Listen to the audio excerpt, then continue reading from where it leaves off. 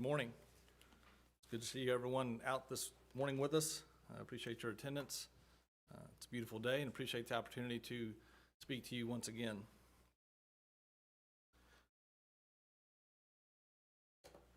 When I was 15, I got a job at a local gas station. And by local, I mean it was about 1.5 miles from my house.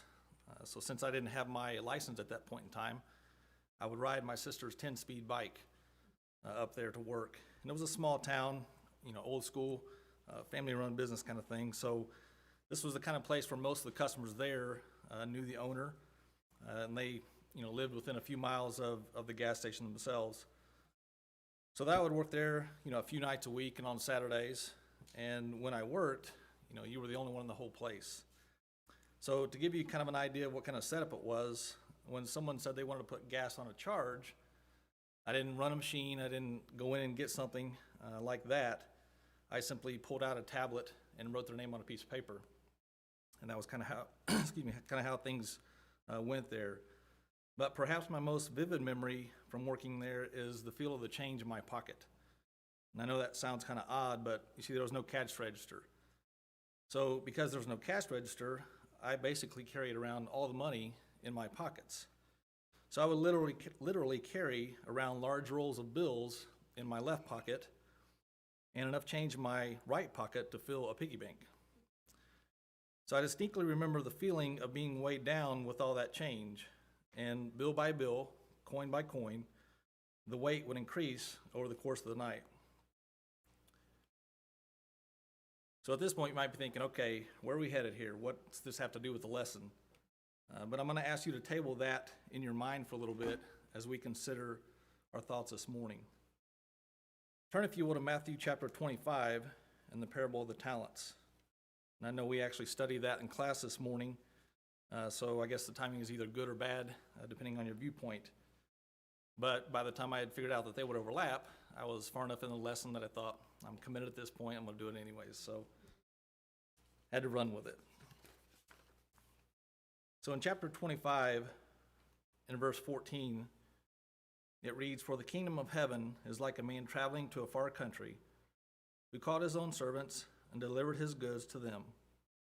And to one he gave 5 talents, to another 2, and to another 1, each according to his own ability.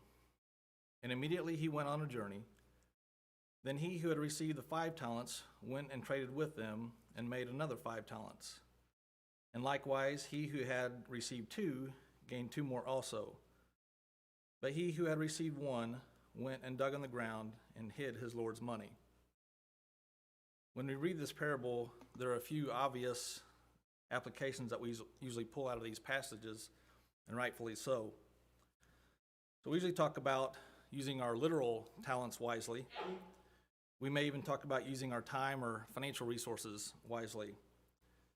And I think I was kind of in line with David's thoughts this morning with the opportunities and resources. But I want to go even further with that and say, that all of these things are good to pull from this text.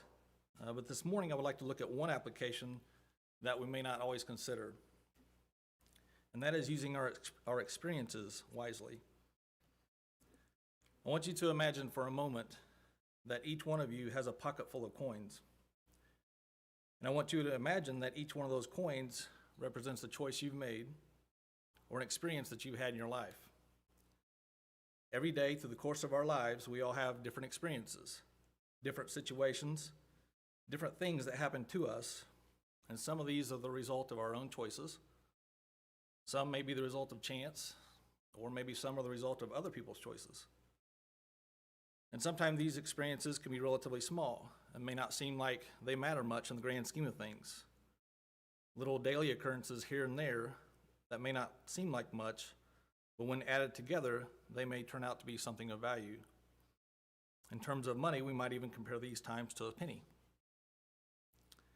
Other times, those experiences or choices can seem more significant, something that occurs over the course of weeks or months. And again, in terms of money, maybe that's more like a nickel or a dime. Further, there are experiences that are much greater in value. These are bigger events and experiences in life. Not always, but they are often years or decades in the making. And these could be represented by half dollars or quarters. Sometimes those coins would represent good experiences, good choices, and sometimes they would represent bad experiences or bad choices. So what is the result of these experiences? If each one of us goes through this life collecting experiences, whether by choice or chance, what is their value?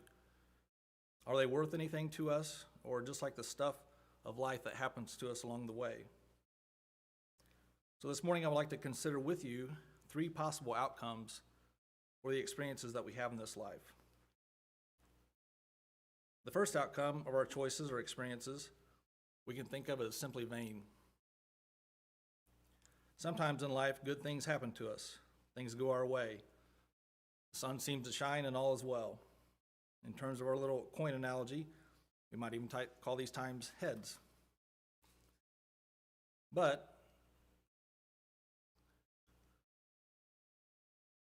I think I hit the wrong button there. But if something is vain or vanity, it's useless, it's futile, it has no purpose, and it has no value. So how do good things and good experiences have no value or worth? From a biblical standpoint, the first character that comes to mind is King Solomon. Solomon is someone who was very blessed, and things certainly were in his favor, at least by appearances. We're all very familiar with this story. He was a man who had everything: wealth, power, prestige, knowledge, wisdom, pleasure, prosperity. His writings in the book of Ecclesiastes details this journey to find out the value of all that is to be had or experienced in this life. He sought after all that this life had to offer. And time again, the scriptures say he set his heart to pursue.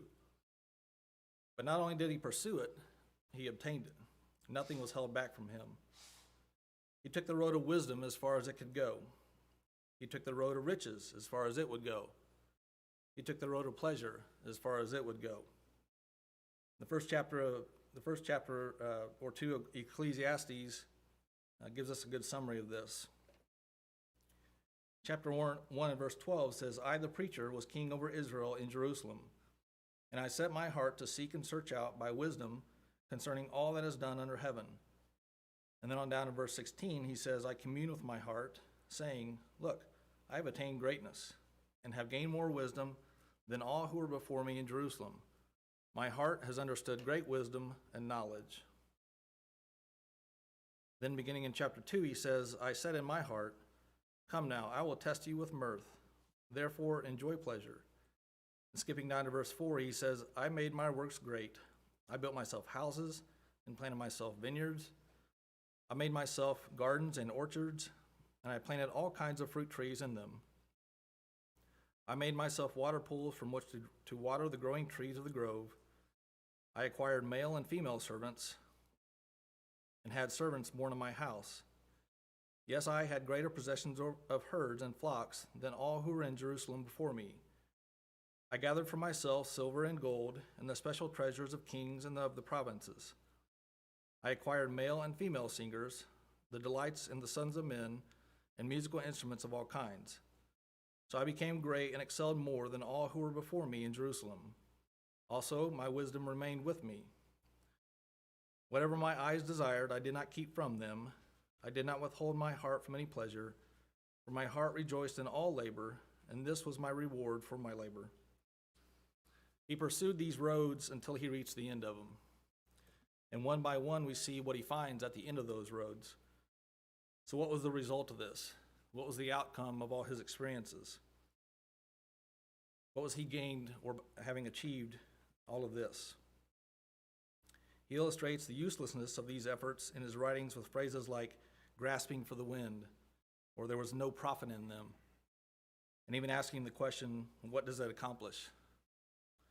So simply put, vanity. The word vain or vanity will go on to be found a total of about 35 times in this book. And some of the things that Solomon describes this way include works, pleasure, toils of labor, wisdom, the breath of man, being alone, popularity, many dreams, many words, riches and honor, long life, desire, laughter of a fool, days, childhood, and youth. And eventually he says all is vanity. Many of these things we would consider to be good. So why would he refer to these things as being worthless or of no value? I think we find the answer to that in the latter chapters of the book. And there he sets forth the principles on using the things of this life to serve God and to bring glory to him. He brings that to a close with these words in verse 13 of chapter 12. He says, "Let us hear the conclusion of the whole matter. Fear God and keep his commandments, for this is man's all." You may be enjoying a peace and prosperity period in your life right now. Things may be going your way. You may be even reaping the rewards of good choices that you've made in the past. And my question is, what are you doing with it? What are you learning from it? Are you using it to draw closer to God? Is it causing you to bring things into proper perspective? Or are you just sitting back and enjoying the ride? There is value in good choices, good experiences. There's value when that coin that goes in your pocket comes up heads for whatever reason, but only if it brings you to a closer relationship to God. Otherwise, like we find in Solomon's words, it's simply vain. It's temporary, it's fleeting, and one day will move along like the wind, leaving no trace of wisdom behind. Next, I want to look at wasted pain. Sometimes when things in life don't go our way, sometimes there's hurt and pain and suffering. And again, going back to our coin analogy, we might call these times tails. But if something is wasted, it means you had an opportunity that was missed. It means you misused something that was given to you or failed to learn from it. The character that comes to mind when I think of these words is the thief on the cross, and not the thief that we typically think about, but the other one. In Luke 23, 39 through 43, as Jesus is hanging on the cross, he is mocked by one of the two criminals that's being crucified beside him. It says there, "Then one of the criminals who were hanged and blasphemed with him, saying, 'If you are the Christ, save yourself and us.' But the other rebuked him, saying, 'Do you not even fear God, seeing you are under the same condemnation? And we indeed justly, for we receive the due reward of our deeds. But this man has done nothing wrong.' Then he said to Jesus, 'Lord, remember me when you come into your kingdom.' And Jesus said to him, 'Assuredly, I say to you, today you will be with me in paradise.'" Now, I don't know the story of that man, but I don't know, and I also don't know what circumstances brought him to that point. But I think it's safe to say that there's probably some wrong choices in his life. And I think it's probably also safe to say that he encountered some pain and some hardship in his life. But he came face to face with the Son of God, and he chose to reject him. He could have allowed his past to open his eyes in that moment and see that he had a need for redemption. He could have even listened to the words of the other criminal in the same position. But he used that opportunity to push further away from God rather than draw nearer to him. You may be enduring pain in your life right now, things that may not be going your way, or suffering that you're enduring. You may be even dealing with consequences in the sin of your past. But my question again is, what are you doing with it? Are you learning from it? How are you using that pain and suffering? Is it causing you to draw closer to God? Is it causing you to be bringing those things into proper perspective? Or are you becoming hard and calloused? There's value in pain and suffering. There's value when that coin that goes into your pocket comes up tails for whatever reason, but only if it brings you with a closer relationship with God. Otherwise, like we see with the attitude of the thief on the cross, it's wasted pain, burdening our hearts in the short term without producing any fruitful results in the long term. Which brings me to my last point, and that's the third outcome, fruitful gain. Sometimes in this life, maybe things go our way, maybe they don't. Maybe it's heads, maybe it's tails. But if we think about the word fruitful, heads or tails becomes less important. If something is fruitful, there's value in it.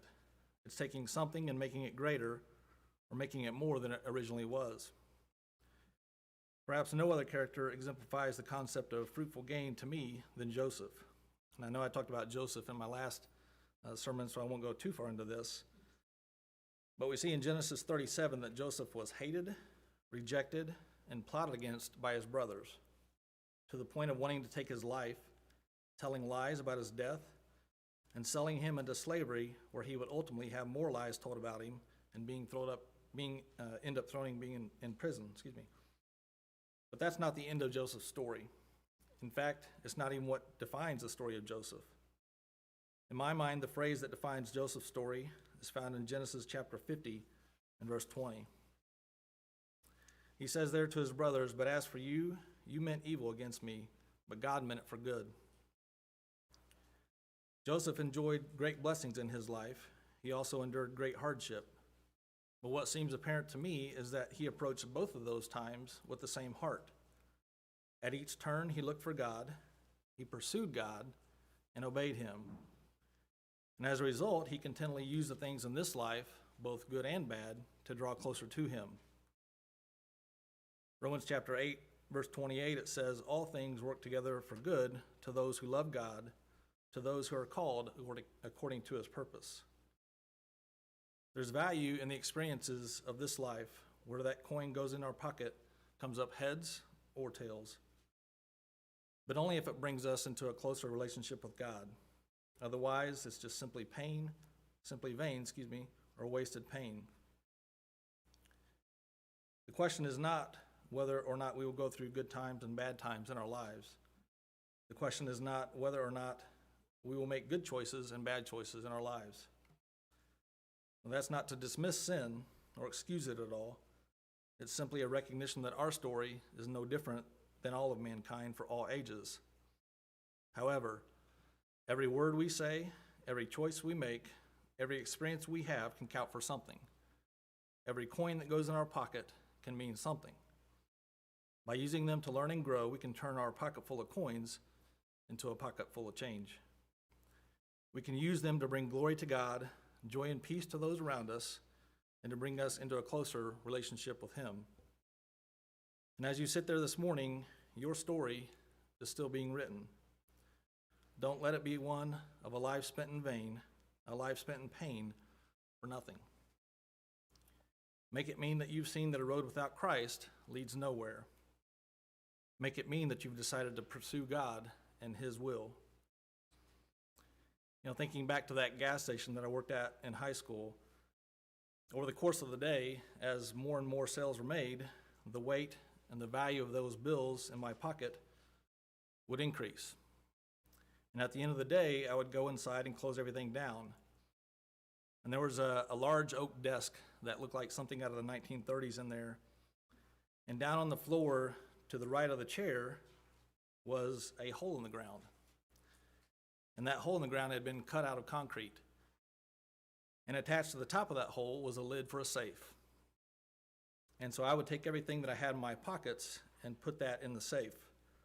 Then I'd close the lid, spin the dial, and close up the building. And there all that money sat in the ground. And I can't help but think of that when I think about the parable of the talents. And in some ways, that makes me think of how the one-talent man just put the money in the ground and left it. But here's the difference. The next morning, rather than just let it sit there with no purpose or increase, the owner would always come in and he would get that money out of the safe, and it was put to use. Our lives, our choices, our experiences are no different. They make up who we are. They tell a story of our journey, and they also must be put to use. When I put that money in the safe, I had no idea what the combination was, but the owner did, and so does God. He can unlock the value in where you are and where you've been in your life and make it useful in his kingdom. But you have to listen, and you have to follow him and let him lead. You've been given a pocket full of coins. What will you do with them? See, the value is not in the coins itself. The value is in what you exchange it for. So this morning, I would like to ask you that question. What will you exchange yours for? We all have a life of experience. We all have a life of choices. We all have things we've been through, things that we can share with others. You may be the voice that someone needs in that moment. You may be bringing a certain perspective to that moment, not only for yourself, but for someone else. So I encourage you to use your experiences, draw closer to God, and make that coin in your pocket worth something. If we can help you in any way, come while we stand and sing.